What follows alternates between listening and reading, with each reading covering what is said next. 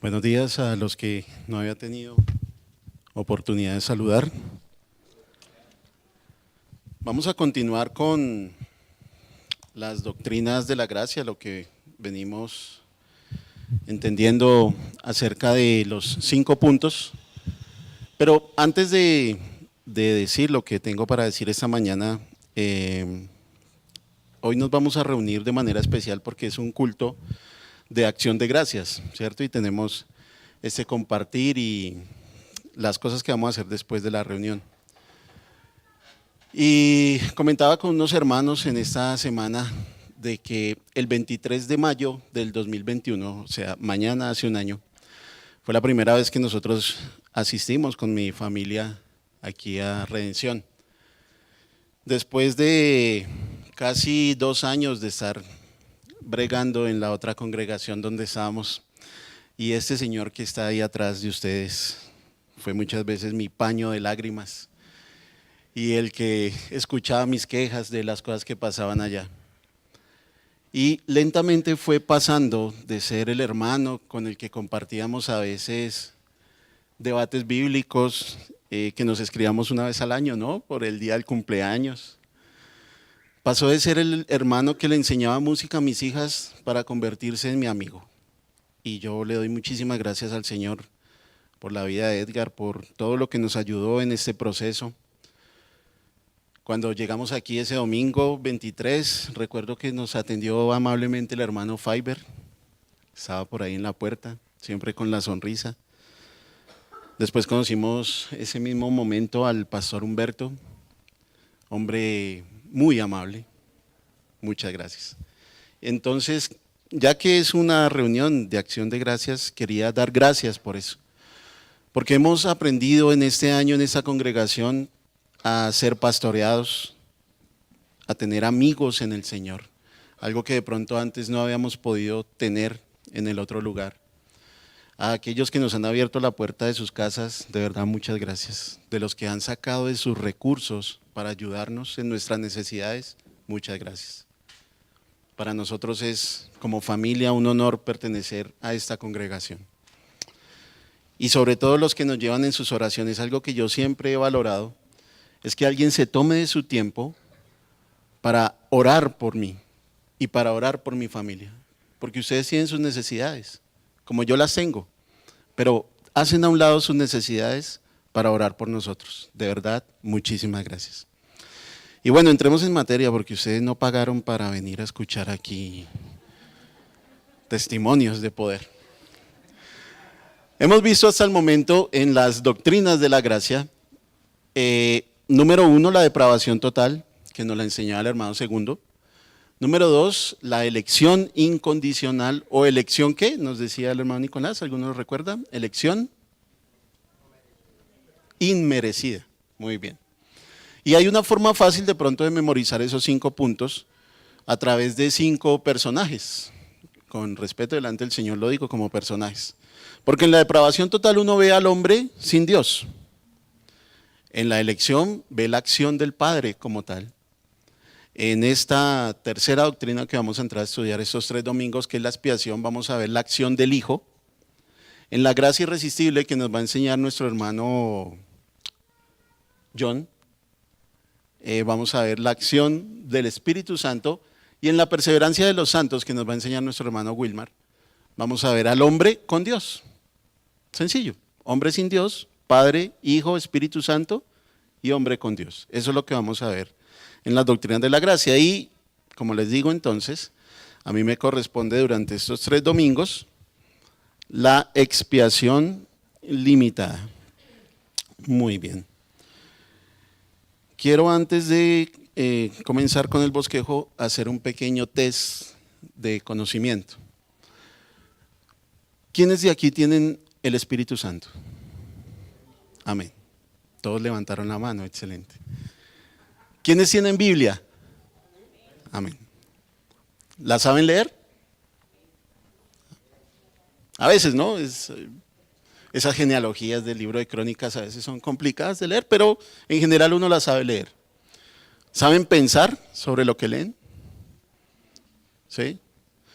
Entonces, si la respuesta a esas cuatro preguntas es sí, usted es un teólogo o una teóloga, perdón por esa expresión, algunos no la comparten, es un teólogo o teóloga en potencia. Porque debemos dejar de pensar que la teología es para cerebros grises o para algún tipo de personas privilegiadas. Todos los creyentes son teólogos, absolutamente todos. Si usted tiene la unción del santo, si usted tiene al Espíritu de Dios en su vida, si tiene una Biblia, si la sabe leer y medita sobre lo que lee, usted es un teólogo o una teóloga. Vamos a empezar entonces en esta mañana acerca de, bueno, con esto en mente, de que somos teólogos, vamos a dividir este estudio en tres partes. Hoy vamos a dar una pequeña introducción con los términos utilizados en la doctrina.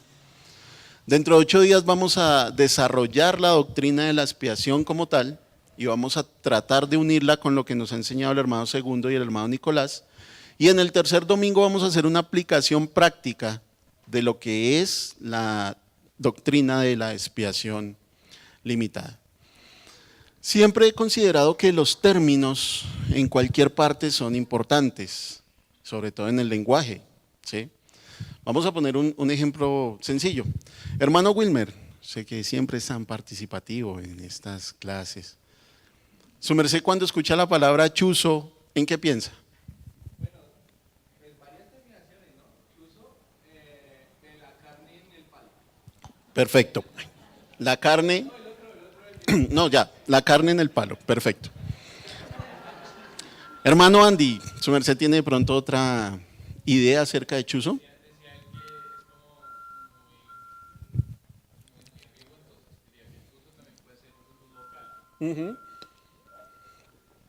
Perfecto, un local. ¿Algo más? Wilmar, su merced, ¿qué piensa cuando escucha chuzo? Que no sea carne en el palo ni un local. Muy bien, algo cierto, cortopunzante. El ejemplo puede sonar risible y casi que ridículo. Este hermano se paró a hablar de vainas ahí que. Pero démonos cuenta que ese tipo de palabras son importantes cuando nos vamos a comunicar. Usted, por ejemplo, cuando le dicen, allá vimos a Lales en ese chuzo, usted no piensa en el hermano encima de un palo con carnes atravesadas, sino estaba en un local comiendo empanada, puede ser. O comiendo chuzo, ¿sí? Y entonces hace del chuzo un chuzo y cosas así. ¿Por qué es importante? Porque nosotros siempre damos por sentado cosas conforme a nosotros las entendemos. La Biblia, por ejemplo, nos habla de muerte. Pero ¿qué es la muerte para el hebreo que escribió eso ahí? ¿Qué era lo que esa persona estaba pensando cuando escribe muerte, cuando escribe salvación, cuando escribe expiación, cuando escribe elección? ¿Qué es lo que la persona está pensando en ese momento en particular? Y hay una parte de la teología que se llama la mente primaria, eso se estudia en hermenéutica, y es saber por qué los autores colocaron las palabras que colocaron allí. Y es lo que nosotros vamos a hacer en esta mañana. Vamos a describir primero la palabra espiar o expiación y también vamos a hablar de la palabra limitada. En cuanto al término expiación o espiar, básicamente lo que significa es cubrir en algunos contextos y propiciar en otros contextos. Entonces tenemos que darnos cuenta en qué contexto está escrito tanto cubrir como propiciar. Quiero que por favor, hermana Milena, los lea Génesis capítulo 3, verso 21. Vamos todos a la Biblia, Génesis capítulo 3, 21. Y Jehová Dios hizo al hombre y a su mujer túnicas de pieles y los vistió. Muy bien. ¿Cuál cree su merced que es ahí la palabra expiar, según esa definición que dimos? Vistió, cubrió, ¿cierto? Hermana Anita, por favor, Génesis 6:14.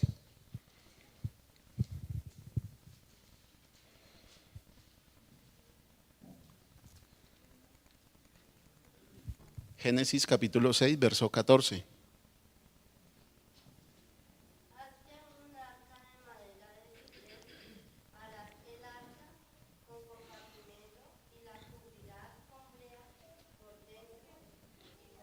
Muy bien. ¿Cuál sería ahí entonces el término para expiar?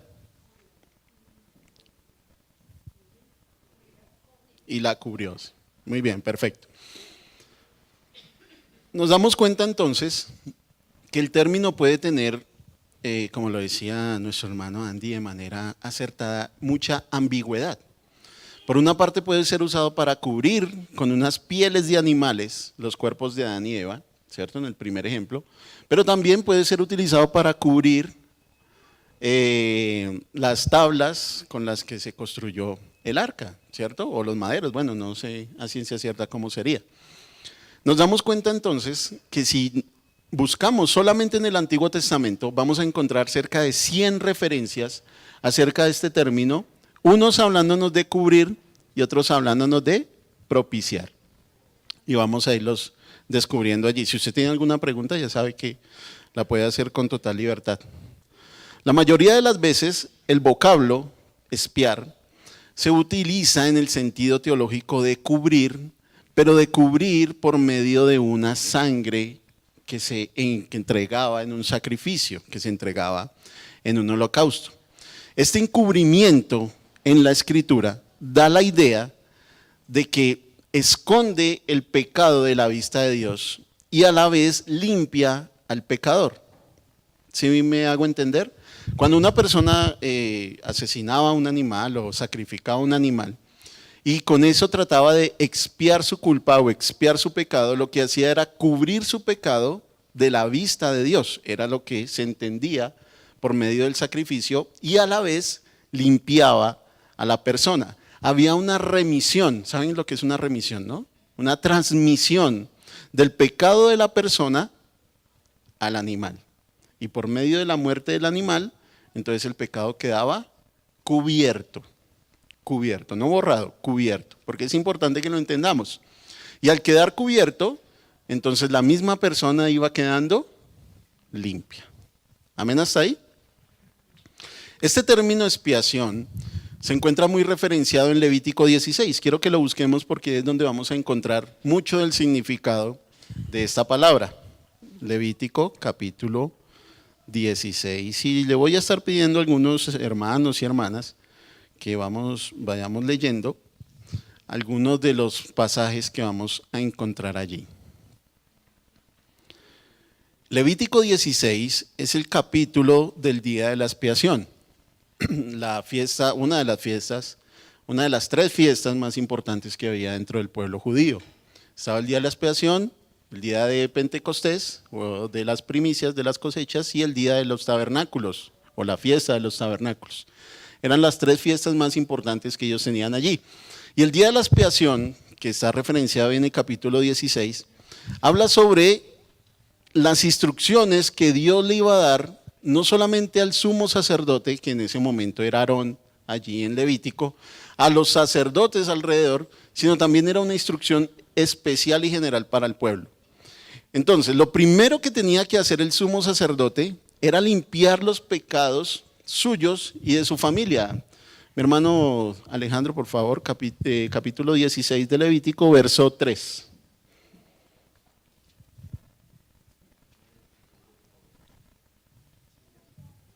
Mateo, Marcos, Lucas, Levítico. Podrá entrar en el lugar santo con esto, con un novillo para ofrendar por el pecado y un carnero para adornar. Muy bien, versículo 6, de ahí mismo, por favor. Entonces Aarón ofrecerá el novillo como ofrenda para el pecado, que es por sí mismo, para hacer expiación por sí mismo y por su casa. Muy bien. Entonces, lo primero, antes de cualquier cosa, Aarón, o el sumo sacerdote, tenía que sacrificar un novillo. ¿Saben lo que es un novillo? Sí, un toro chiquito, muy bien. Un torito. ¿Sí? Toro joven. En fin, muchas palabras, como el término chuzo, si se dan cuenta cómo abundan las palabras. Tenía que sacrificar un toro por sí mismo y por su familia. Era lo primero que tenía que hacer. Después de eso, se echaban suertes sobre 2 machos cabríos. El macho cabrío es el marido de la cabra, ¿sí? El macho cabrío se echaban 2 suertes sobre ellos y uno se enviaba al desierto. Hermana Amparito, por favor, versículo 10 de Levítico 16.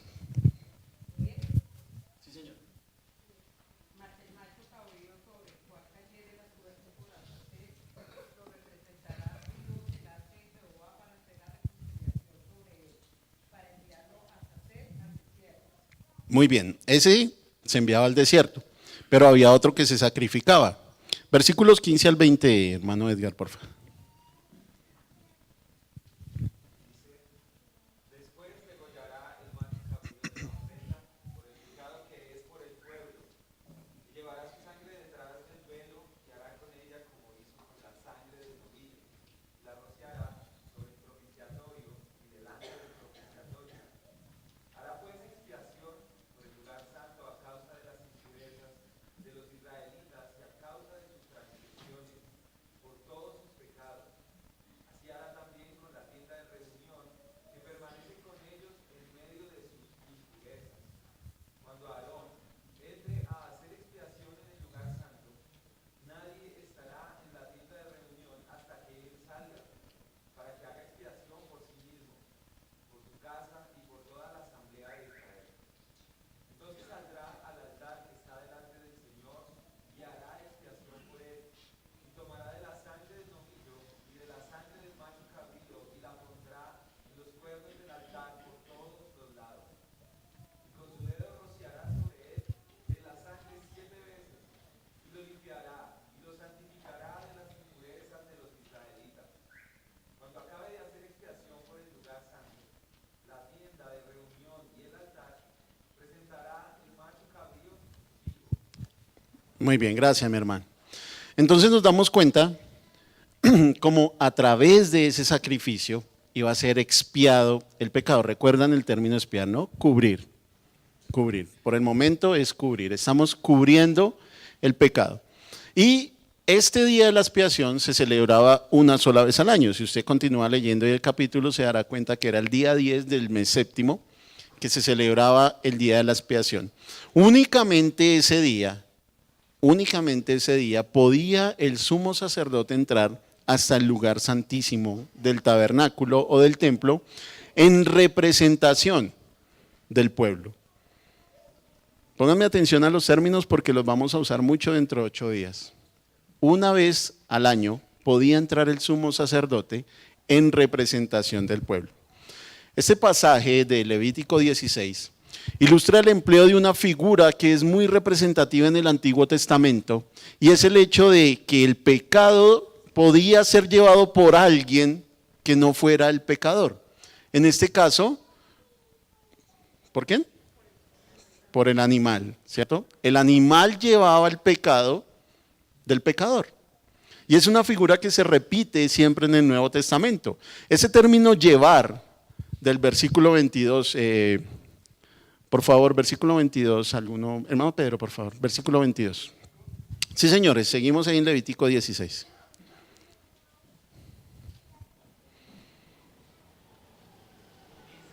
Dieciséis, 22, sí, señor.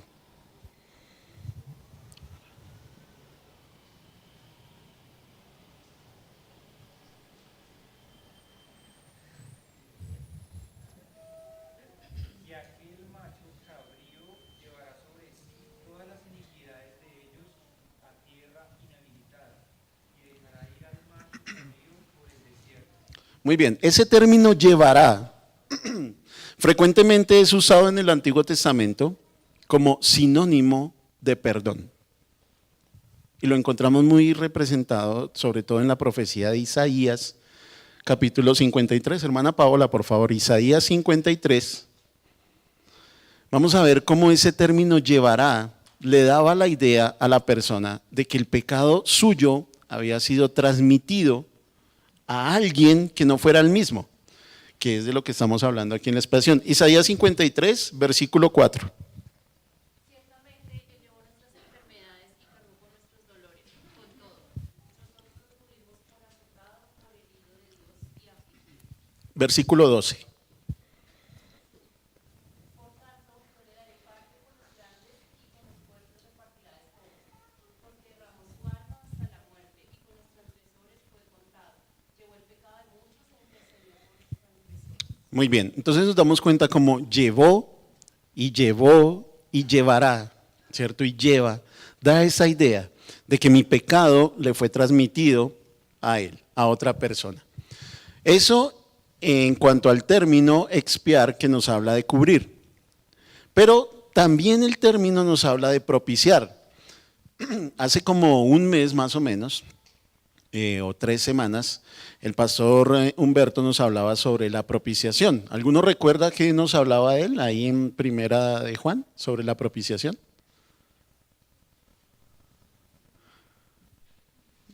Bueno, yo se lo voy a recordar. El término propiciar es ayudar a que sea posible la realización de una acción. Es ayudar a que sea posible la realización de una acción. Es favorecer para que algo acontezca. Es favorecer, para que algo se realice. Es como motivar o dar pie para que algo suceda. Es como encauzar. Eso es lo que significa básicamente propiciar. ¿Alguno recuerda qué era el propiciatorio dentro del templo, del tabernáculo?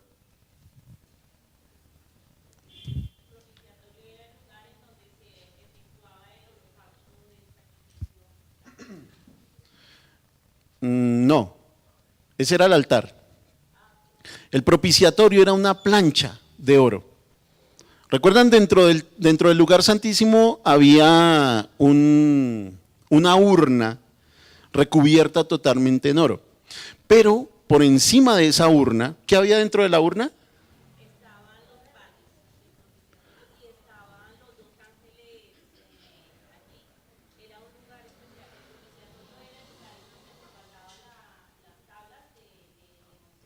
Sí. Sí. Maná, el maná. Los panes estaban antecitos, pero sí, es cierto. Dentro del propiciatorio encontramos la vara de Aarón, como nos decía la hermana Elizabeth, la vara de Aarón que reverdeció. Recuerden que era una vara seca a la cual le salieron ramas, como símbolo de la resurrección. Ya más adelante los pastores nos enseñarán eso. Las tablas de la ley de Moisés, las segundas tablas, porque las primeras las rompieron, y parte del maná, parte de lo que era el maná, que siempre se conservó allí.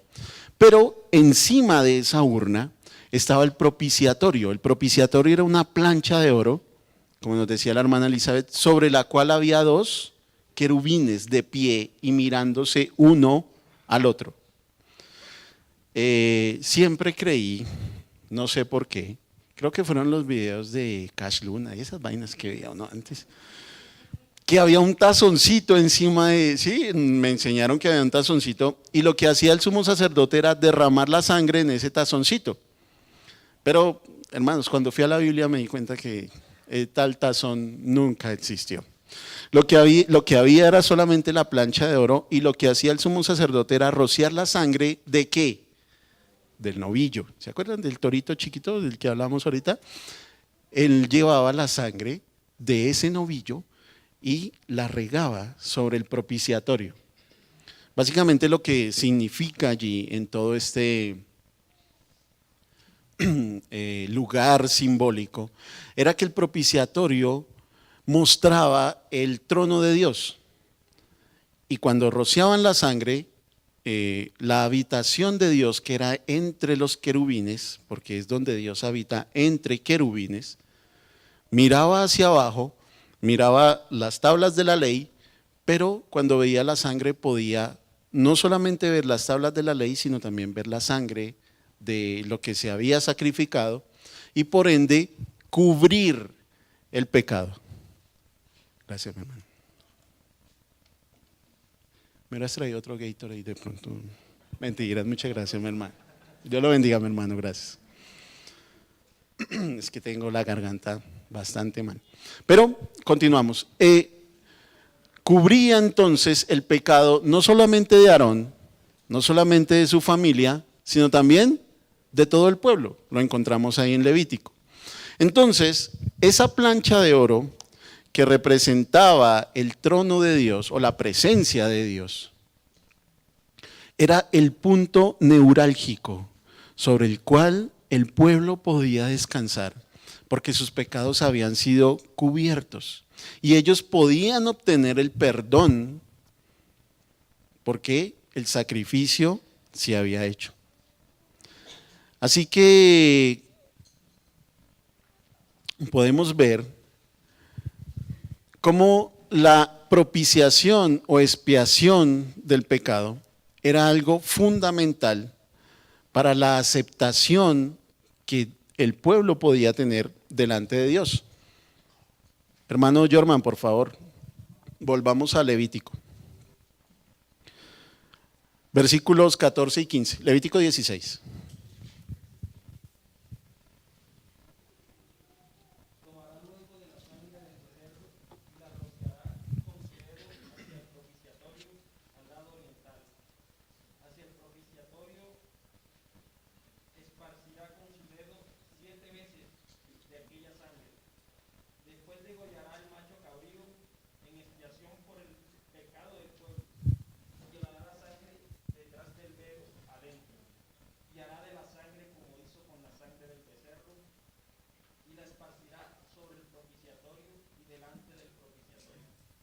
Gracias, mi hermano.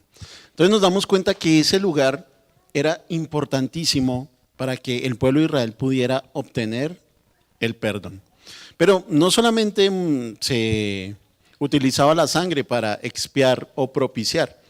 En algunas ocasiones también, por ejemplo, recuerdan a Isaías en la visión del templo, por ahí en el capítulo 6, como él está ahí delante del Señor y él dice: Señor, pero si tú me envías, yo soy un hombre de labios inmundos, que habito en medio de un pueblo que tiene labios inmundos. ¿Cómo voy a proclamar algo que tú me vas a mandar? Y en la visión que tiene Isaías, hay un ángel que va hasta el altar, toma un carbón encendido y lo pone en la boca de Isaías y le dice: con esto tu pecado ha sido expiado y ha sido perdonado. Y en el mismo libro de Isaías nos damos cuenta cómo para perdonar o expiar la culpa o la iniquidad de Israel, lo único que tenían que hacer era destruir el culto a los ídolos. Lo encontramos en el capítulo 27. Por eso hay una parte cuando el escritor de los Hebreos nos dice que casi todas las cosas se limpiaban o se purificaban por medio de sangre, porque había algunas cosas que no eran necesariamente purificadas por la sangre. Hasta ahí hay claridad sobre lo que significa expiar. Recuerden, es cubrir o propiciar. En algunos contextos nos muestra cómo cubre la culpa del pecado y limpia al pecador, y en otras partes nos enseña cómo hace que Dios se muestre favorable, ¿cierto?, hacia el pecador. Por eso, no sé si recuerdan, hay una historia que el Señor Jesús cuenta acerca de dos hombres que subieron al templo a orar. Uno era fariseo y el otro era publicano. Y el fariseo hablaba sobre sí mismo y las cosas que hacía, mientras que el publicano, dice ahí la escritura, que ni siquiera levantaba la cabeza, sino que solamente oraba: sé propicio a mi pecador. O sea, sé favorable, dame una causa favorable y perdóname mi culpa. Es básicamente lo que propiciar significa. Pero para continuar, nos damos cuenta que nuestra doctrina no solamente lleva la palabra expiación, sino también la palabra limitada. Es expiación limitada. Algo limitado es algo que tiene límites. Disculpen mi profundidad si ustedes no alcanzan de pronto a comprender. Pero sí, es la verdad. Algo limitado es algo que tiene límites. Es algo que tiene un efecto determinado. Y nosotros podemos darnos cuenta que en todos los sacrificios, sobre todo lo que describe en capítulo 16 de Levítico, el sacrificio era por una persona o por una familia o por un pueblo. Y siempre tenía un efecto determinado en cuanto a lo que se estaba usando. Así que cuando miramos de cerca el Antiguo Testamento y nos damos cuenta de esta verdad, podemos entender que la doctrina de la expiación limitada no fue algo que se inventó Agustín o Calvino o alguno de los otros reformadores. Es algo que usted puede deducir de una lectura sencilla de la Biblia. Si Aarón hacía una expiación por sí mismo y por su familia, matando un novillo, y si después expiaba al pueblo por medio de un macho cabrío, y si todos los días los sacerdotes estaban sacrificando un cordero en la mañana y un cordero en la tarde, siempre lo hacían con un efecto o con un fin determinado. Ellos no simplemente mataban al animal y decían, bueno, si Dios quiere perdonarnos, matémoslo. No. El efecto en sus mentes era determinado sobre lo que estaba aconteciendo y tenía un fin particular. El asunto de la expiación, con el fin de cubrir el pecado, siempre se hacía de manera determinada. Por eso yo prefiero que entendamos más esta doctrina como expiación determinada. Si usted quiere entenderlo también como expiación limitada, no hay problema, pero me gusta más la expresión expiación determinada. Algo que tenemos que entender de la expiación es que esto no es un camino que los hombres se hayan inventado para llegar a Dios. ¿Recuerdan la primera pareja, lo que leíamos al principio? ¿Qué fue lo que hicieron Adán y Eva? Adán y Eva desobedecieron a Dios, pecaron, erraron al blanco. Ellos, antes de que Dios se presentara, cuando se reunían semanalmente en el día de reposo, ¿qué hicieron? Cubrieron sus cuerpos desnudos con hojas de higuera. Pero cuando se presentaron delante de Dios, el Señor dijo, quítense eso, sacrifiquen 2 animales, tomen esas pieles de esos animales y cúbranse. Que fue lo que básicamente pasó ahí en Génesis. Ellos tomaron esas pieles y se cubrieron, enseñándoles el Señor de qué manera se iban a acercar ahora a Él. Ya no simplemente podían acercarse así nomás, tenían que llevar un sacrificio, que fue lo que le enseñaron, por ejemplo, a Abel. Por eso Abel toma, ¿cierto?, siempre un sacrificio y se acerca a Dios y su ofrenda es acepta y no la de su hermano Caín, pero esto es otro tema que veremos otro día. Así que este método sacrificial fue instituido por Dios mismo. Si usted mira el contexto de Levítico capítulo 16, quiero leerles el versículo 1. El Señor habló a Moisés después de la muerte de los hijos de Aarón, cuando se acercaron a la presencia del Señor y murieron. ¿Recuerdan eso? Nadab y Abiú entran, al parecer ebrios, al tabernáculo, toman incienso que no les era permitido y mueren delante del Señor inmediatamente. El Señor le dice a Moisés, dile a Aarón que él se va a acercar a mí de esta forma, no como les parezca a ustedes que se van a acercar a mí. Ustedes se van a acercar a mí por medio de sacrificios, se van a acercar a mí por medio de una forma que yo les voy a instituir para que no mueran. Es así de sencillo. Ahora bien, si decimos que la expiación de Cristo por nosotros toma como base las figuras que tenemos en el Antiguo Testamento, porque así es, ¿recuerdan? Todo en Cristo se prefiguró en el Antiguo Testamento, todas las figuras, los sacrificios de animales, incluso las ofrendas alimenticias, todo tenía un cumplimiento en la persona del Señor Jesús.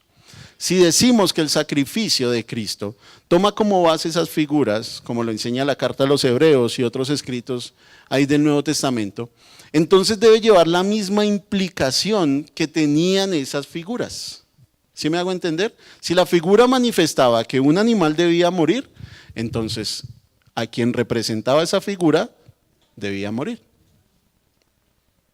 Si la figura decía que debía derramar toda su sangre para expiar el pecado, entonces la persona que iba a representar esa figura debía derramar toda su sangre para expiar el pecado. Por eso uno de los títulos que lleva el Señor Jesús, como nos lo enseñaba el hermano Faiber en las clases, es Cordero de Dios. Así lo presenta Juan el Bautista. He aquí el Cordero de Dios.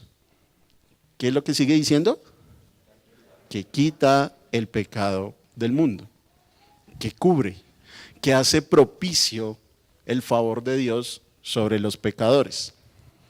Entonces, Si las figuras físicas que manifestaban al Señor Jesús se mostraban de alguna manera, de la misma manera, las figuras espirituales y teológicas se han de mostrar en Cristo. ¿Qué quiere decir esto? Que si antes de la encarnación del Señor, cada sacrificio era para una persona, una familia o un grupo de personas, como un pueblo, de la misma manera se ha de manifestar en Cristo que su sacrificio sea para una persona, para una familia o para nuestro caso determinado, un pueblo. ¿Amén? ¿Sí me entienden ese aspecto? Porque es importante.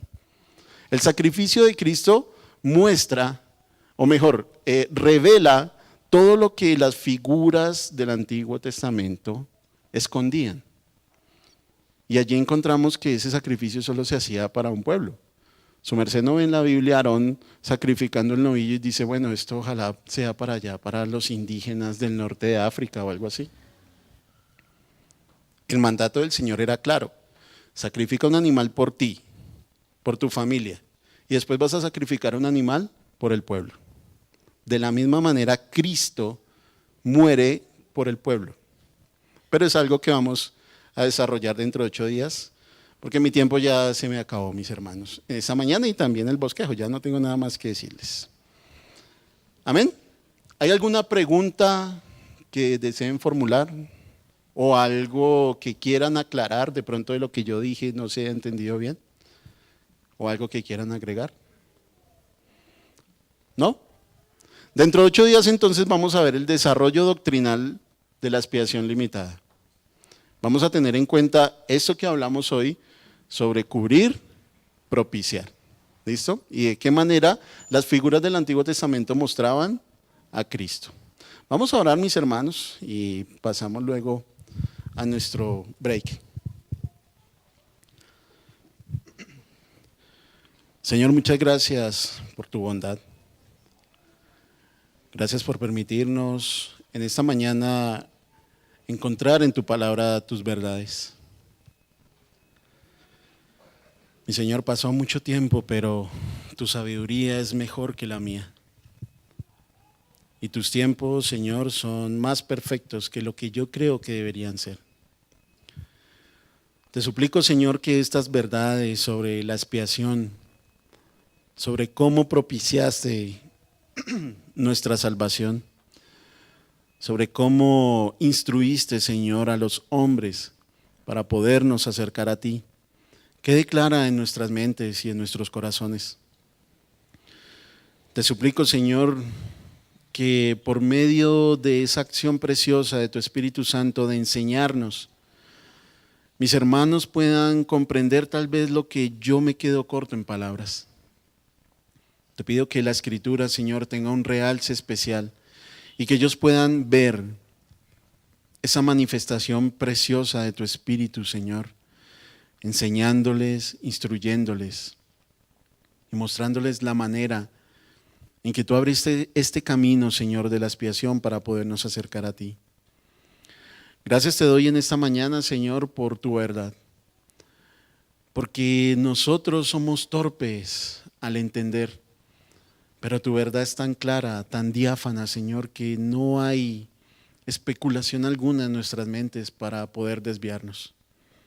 Tú enseñas de una manera clara, Señor, con transparencia, pero somos nosotros los que muchas veces torcemos esas verdades por nuestro orgullo y nuestra vanidad. Ayúdanos, Espíritu de Dios, por favor, a comprender de qué se tratan todas las doctrinas que hemos venido aprendiendo. De qué se trata nuestra muerte espiritual, la preciosa elección, Señor, que tú hiciste por nosotros. Y de cómo la expiación remarca esa elección. Gracias por tu amor, por tu soberanía en esta mañana. Oramos como siempre, Señor, en el bendito y precioso nombre de nuestro Señor Jesús. Amén. Amén, mis hermanos, muchas gracias.